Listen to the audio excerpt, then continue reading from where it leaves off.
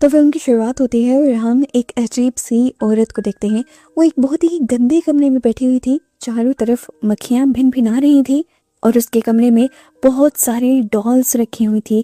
यहाँ तक कि उसका अपना भी फेस एक डॉल वाले मास्क से कवर था। पता चला कि उसका नाम डॉली ही था। देखने को मिलता है कि इस टाइम उसके हाथ पांव सब कुछ खून से भरा हुआ है, लथपथ है, और ये खून उसका नहीं है, ये खून है उस लाश का जिसे वो अब एक डॉल समझकर उसके साथ खेल रही है।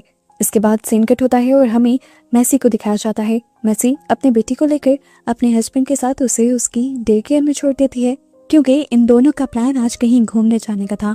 ये लोग जंगलों की तरफ निकले थे, जहाँ ये लोग जंगल की खूबसूरती से मजे ले रहे थे। वहीं दूसरी तरफ हमने डॉली को देखा जो बहुत सारी डॉल्स लिए और साथ में उस लाश को हाथ में उठाए इसी जंगल के दूसरी तरफ आ रही थी। एक खास जगह पर आकर वो रुक जाती है और दिखाया जाता है कि वहां पर उसने बहुत सारी डॉल्स को रखा हुआ था। इन डॉल्स के दरमियान में वो एक बड़ा सा गड्ढा बनाती है और उसमें उस लाश को रख देती है। कुछ ही देर बाद जब मैसी और भी थोड़ा आगे पहुंचते हैं तो जंगल में उन्हें बहुत सारी डॉल्स दिखती हैं। ये समझ लें कि उसी डॉली का इलाका था। ये लोग इन डॉल्स को देखकर डरते नहीं हैं, बल्कि इनका मजाक बनाते हुए आगे बढ़ जाते हैं। खैर, इस सब के बाद ये लोग यहाँ पर सारी चीजें छोड़कर एक लेक के किनारे आ जाते हैं। इससे पहले कि ये लोग यहाँ पर एंजॉय कर पाते या कुछ भी और करते, इन्हें जंगल में से अजीबो गरीब डरावना सा साउंड सुनाई देता है। हमने देखा कि ये साउंड भी डॉली ने ही प्ले किया था अपनी एक डॉल के सिस्टम से। इस म्यूजिक से ही दोनों डिस्टर्ब हो जाते हैं और मैसी का हस्बैंड चेक करने के लिए जाता है कि ये सारी आवाजें आ कहाँ से रही हैं। चलते चलते वो डॉली के एरिया तक भी पहुंच गया था, जहाँ पर डॉली बहुत ही अजीबो गरीब तरीके से एक्ट कर रही थी। उसे देखकर इस आदमी को लगा कि जरूर डॉली पागल है और वो भटक कर यहाँ पर आ गई है। वो सोचता है कि चलो मैं इसे इसके घर पहुंचा देता हूँ, लेकिन जैसे ही वो डॉली के करीब आता है, डॉली उसी से डर जाती है और उसी के ऊपर फिर हमला भी कर देती है। पहले वो उसका गला दबाती है और फिर उसे नीचे फेंक देती है। उसे तो संभलने का मौका भी नहीं मिलता कि डॉली यहाँ पर एक बड़ा सा टूल उठाते हुए पहले उसके बाहों में स्टैब कर देती है और फिर उसके मुंह में कुछ इस तरह से स्टैब करती है कि उसका जबड़ा टूट जाता है और वो यहाँ पर बेहोश हो जाता है। काफी देर गुजर जाने के बाद जब मैसी ने नोटिस किया कि उसका हस्बैंड नहीं आया तो वो भी उसे चेक करने के लिए जंगल में चली गई और जल्द ही अब वो उस एरिया में थी जहाँ पर डॉली ने उसे रखा हुआ था। मैसी को वहां जाते ही पहले ही बहुत सारी डॉल्स दिखती हैं और फिर एक लाश भी, जिसे देखकर वो जोर से चिल्ला देती है और उसकी चीख सुनते ही यहाँ पर डॉली आ जाती है। वो डॉली से पूछती है, मेरा हस्बैंड कहाँ है? डॉली उसे कोई जवाब नहीं देती, लेकिन इतने में मैसी की खुद ही नजर पड़ जाती है अपने हस्बैंड पर। इस टाइम वो बहुत बुरी हालत में था, मुंह से लगातार खून बह रहा था और वो बेहोश पड़ा था। मैसी को लगा कि वो मर गया है। मैसी समझ गई थी कि ये जो कुछ भी किया है इसी औरत ने किया है, इसीलिए वो उससे बचने के लिए यहाँ से भागती तो है, लेकिन बदकिस्मती से उसका एक पाँव पत्थर में फंस जाता है और वो नीचे गिर जाती है। सर दोबारा से उसका एक पत्थर से टकराता है और वो बेहोश हो जाती है। कुछ देर बाद जब उसे होश आया और वो संभलने लगी तो इस टाइम दोबारा से डॉली उसके पास आ गई और डॉली ने उसे बालों से पकड़ लिया। पहले एक थप्पड़ मारा और फिर बिना बोले इशारों से उसे कुछ समझाने लगी। डॉली का ना फेस नजर आ रहा था, ना ही आवाज आ रही थी। उसकी बात समझना मुश्किल था। मैसी को तो बस ये खतरा ही लग रहा था, इसीलिए वो एक चाकू डॉली के जिस्म में स्टैब कर देती है ताकि वो उससे जान छुड़वा ले।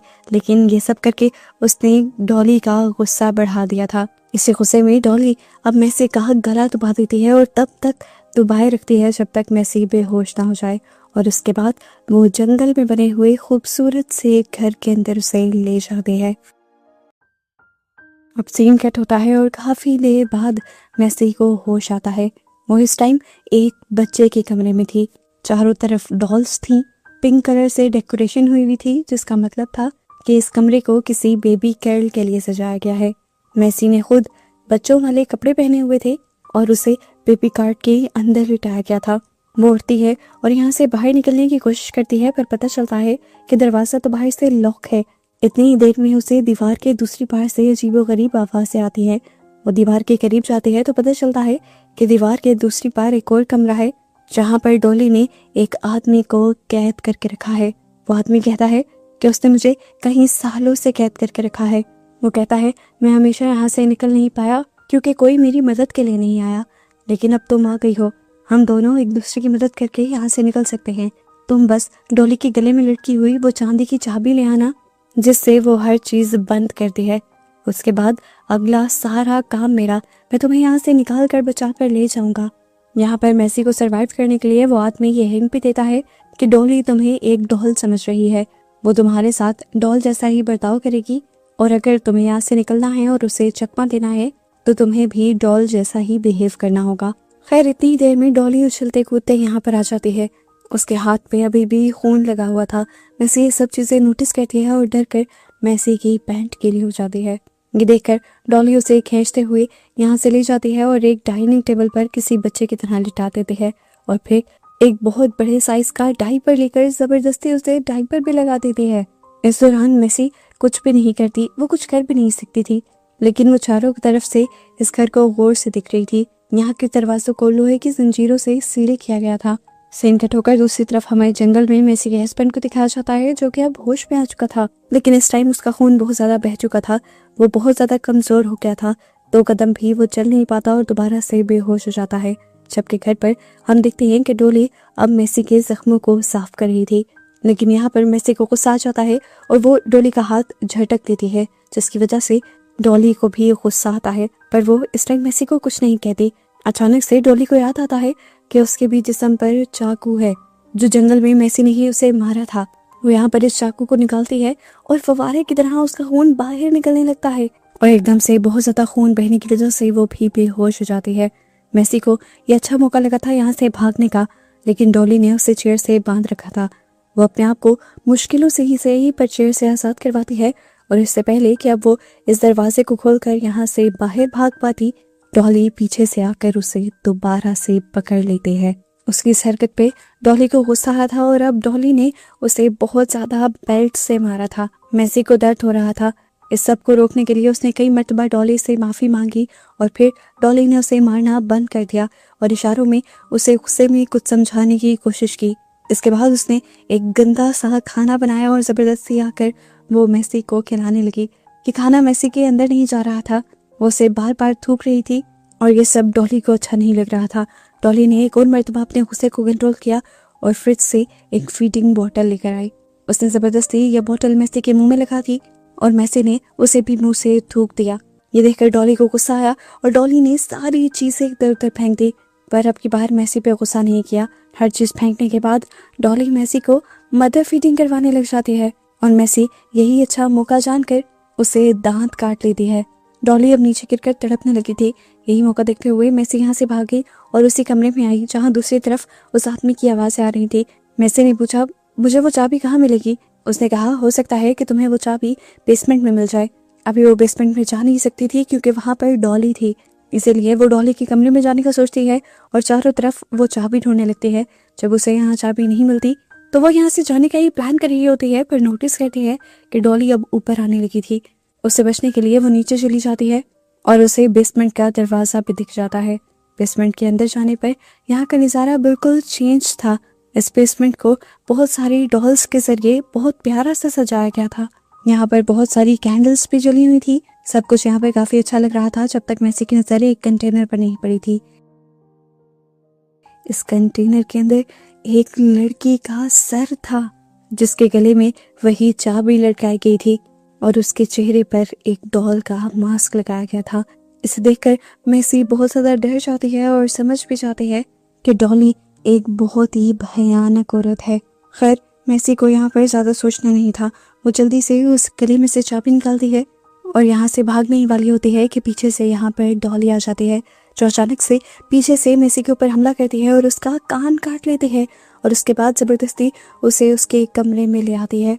इस टाइम डॉली मैसी से ऐसे बिहेव कर रही थी जैसे कोई माँ अपनी नाराज हुए बच्चे से बिहेव करती है। जबरदस्ती उसे मनाने की कोशिश कर रही थी। मैसी देखती है कि डॉली ने अब वो चाबी अपने गले के अंदर लटका ली थी, इसीलिए मैसी भी ज्यादा कुछ नहीं कहती उसे और उल्टा उसी की गोद में जाकर बैठ जाती है। डॉली अब उसे गोद में लिटाकर उसका कान भी दोबारा से सी देती है और फिर अपनी गोद में उसे सुला देती है। उसे सुलाते हुए डॉली खुद भी सो गई थी और ये चीज कंफर्म होते ही मैसी ने उसके गले से बहुत ही ध्यान से चाबी निकाली। चाबी लेते ही वो इस कमरे के साथ वाले कमरे में जाते हैं जहाँ पर उस आदमी को बांधा गया था। उसने देखा कि इस चाबी से इस कमरे का दरवाजा खुल गया टॉर्च चलाते हुए उसने अंदर देखा। यहाँ पर एक आदमी था, उसे जंजीरों से बांध कर रखा गया था और उसकी हालत काफ़ी ख़राब हो चुकी थी।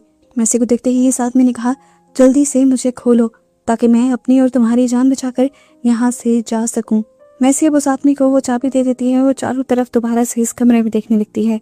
कुछ दूरी पर उसे एक और आदमी की लाश दिखाई देती है जो आधी सड़ रही थी और इसमें से बहुत ज़्यादा स्मेल भी आ रही थी। वो परेशान थे। यह आदमी मैसी को बताता है, ये मेरा भाई था जो मुझे यहाँ बचाने आया था, पर इस खतरनाक औरत ने मेरे भाई को भी मार डाला। इन्हीं बातों बातों में वो आदमी अब मैसी को पीछे से गले से पकड़ लेता है और कहता है, अब तुम्हारा ये इस्तेमाल करके मैं यहाँ से भाग पाऊंगा। मुझे यहाँ से भागने का कोई रास्ता नहीं पता। हाँ, डॉली की कमजोरी जरूर पता है। वो अपने से जुड़ी चीज़ों को बहुत संभाल के रखती है और वापस लेने के लिए किसी भी हद तक चली जाती है, और तुम उसके लिए उसकी डॉल या चीज़ से ज़्यादा कुछ भी नहीं हो, और मैं अब तुम्हारा ही फ़ायदा उठाते हुए यहाँ से बाहर निकलूंगा। यानी इस आदमी ने धोखा दिया था। अब मैसी को बंदी बनाते हुए वो उसे नीचे किचन में ले आता है और उसे कहता है, डॉली को बुलाओ। लेकिन मैसी जब नहीं बुलाती तो वो उसके जख्मी कान को दर्द देने लगता है। मैसी जब जोर से चिल्लाती है तो डॉली उसकी आवाज़ को सुनते हुए नीचे आ जाती है। यह आदमी उसे ब्लैकमेल करते हुए कहता है, दरवाज़ा खोलो नहीं तो मैं इसे मार दूंगा। डॉली अपने हाथ में ली हुई सारी चीज़ें नीचे फेंक देती है और सरेंडर कर देती है और जाकर आराम से दरवाज़ा खोलने लगती है। जिस दौरान डॉली दरवाज़ा खोलने में पीछे थी, वो आदमी दोबारा से डॉली की टूल उठाकर डॉली के ऊपर हमला कर देता है। वो अब उसका मास्क तोड़ने ही वाला था, उसे मारने ही वाला था, लेकिन तभी पीछे से एक चाकू आकर उसकी कमर पे लगता है। ये मैसी नहीं फेंका था, क्योंकि वो जानती थी कि यह आदमी डॉली के साथ साथ उसके लिए भी खतरा है। पर यह आदमी बहुत ही ज़्यादा जालिम और ताकतवर था। मैसी के इतने छोटे से हमले से उसे ज़्यादा कुछ नहीं हुआ था। वो अब मैसी को मारने के लिए आगे बढ़ जाता है। इससे पहले कि अब वो मैसी को मार देता, इतनी ही देर में पीछे से डॉली उठकर उसके ऊपर हमला कर देती है। वो आदमी नीचे गिर जाता है, जिसके बाद डॉली अपने टूल से उसे इतना मारती है, इतना मारती है, इतना मारती है कि खून निकल निकल कर उसकी मौत हो जाती है। डॉली का ये रूप देखकर मैसी और भी ज़्यादा खौफ में आ जाती है, पैनिक हो जाती है और चिल्लाने लगती है। डॉली उसे बालों से पकड़कर उसके रूम में ले आती है। इस टाइम डॉली को बहुत ज़्यादा गुस्सा आ रहा था, क्योंकि वो जानती थी कि यह आदमी मैसी की वजह से ही कमरे से बाहर निकल पाया है। वो मैसी के ऊपर गुस्सा दिखा रही थी, यहाँ कमरे की सारी चीज़ें तोड़ रही थी। इस दौरान मौके का फ़ायदा उठाकर मैसी एक और मरतबा यहाँ से भागने की कोशिश करती है, पर डॉली उसे पीछे से पकड़ लेती है और उसके भागने के जुर्म में उसका गला दुबा देती है।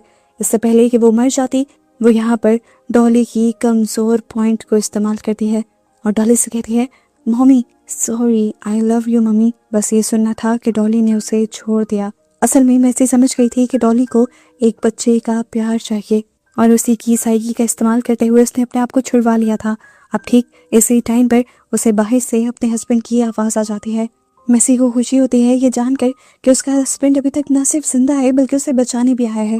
पर मैसी सामने के दरवाजे से नीचे नहीं जा सकती थी, क्योंकि दरवाजे के सामने डॉली खड़ी हुई थी। इसलिए वो अपनी जान पर बाजी लगा देती है और दूर से भागते हुए विंडो की तरफ जंप करती है और विंडो को तोड़ते हुए यहाँ बिल्डिंग से नीचे गिर जाती है। एक मर्तबा के लिए मैसी को बुरी तरह चोट तो लगी, लेकिन फिर भी वो लड़खड़ाते हुए अपने हस्बैंड के पास आ गई। इस टाइम उसका चेहरा बिल्कुल बिगड़ा हुआ था, लेकिन मैसी को चेहरे की परवाह थोड़ी थी। इधर डॉली विंडो से ये सब कुछ देख रही थी। वो देख रही थी कि किस तरह इस आदमी के आने पर उसकी डॉल यानी मैसी उससे दूर हो गई। इसी गुस्से में वो नीचे जाती है और मैसी के हस्बैंड पर अटैक करने के लिए आगे बढ़ती है, लेकिन मैसी उसे रोकने की कोशिश करती है। इसीलिए वो मैसी को गिरा देती है और अब उसके हस्बैंड का मुंह पकड़कर उसके टूटे हुए जबड़े को दोबारा से पकड़ती है और अलग कर देती है। उसका ऊपर वाला मुंह अब नीचे वाले मुंह से अलहदा हो गया था। उसे बहुत ज़्यादा दर्द हुआ और वो अब यहाँ पर मारा गया। मैसी जो है सब देखकर डरकर जंगल की तरफ भागी थी। डॉली अब उसके पीछे पीछे थी।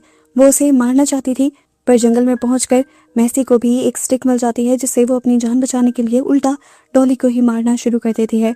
पर डॉली की ताकत उससे बहुत ज़्यादा थी। डॉली बार बार उसके ऊपर हावी हो जाती थी। इसीलिए गुस्से में इस मर्तबा मैसी ने उसके चेहरे के मांस को ही तोड़ दिया, जिसे टूटा हुआ देखकर अचानक से डॉली पैनिक हो गई और यहाँ से भाग गई। इस दौरान मैसी ने दोबारा अपने आप को बचाकर यहाँ से भागने की कोशिश की, लेकिन इसी दौरान उसका पांव स्लिप हुआ और वो एक गड्ढे में गिर गई। ये वही गड्ढा था जो मूवी के स्टार्ट में दिखाया गया था, जिसमें डॉली ने एक लाश को आकर रखा था। इससे पहले कि वो यहाँ से निकलकर भाग पाती, डॉली यहाँ दोबारा आ जाती है और चारों तरफ से मैसी के ऊपर हमला करने की कोशिश करती है। और मैसी अब इस लाश को उठा लेती है और डॉली से कहती है कि मैं इसे फेंक दूंगी, नहीं तो मुझे छोड़ दो। जैसा हमें पहले पता है कि डॉली को अपनी चीजों से बहुत ज्यादा प्यार है, इसीलिए वो अपने हथियार छोड़ देती है और मैसी के सामने हाथ जोड़ देती है कि उसे उसकी ये लाश वापस दे दे। वो यहाँ पर उस लाश को फेंक देती है और उसके बाद अब डॉली का ही हथियार उठाकर डॉली के ऊपर हमला करती है कई बार, यहाँ तक कि डॉली बेहोश होकर उसी गड्ढे के अंदर गिर जाती है। मैसी की जान बच गई थी, उसे यहाँ से भागने का मौका मिल गया था।